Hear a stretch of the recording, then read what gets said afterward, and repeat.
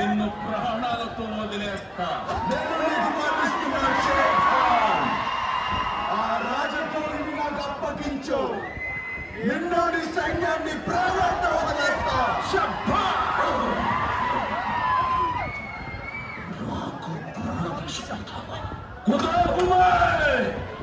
నీ ఒంట్లో రోషం ఉంటే, నీ కథలో నిజం ఉంటే, నా మనుషుల్ని 100 మందిని పంపిస్తా. దాని ఒంటి మీద చేయబడకుండా ఆపు ఈ రాజ్యాన్ని, ఆ రాణిని నీకే అప్పచెబుతా. రెండు చొప్పుటి నీరు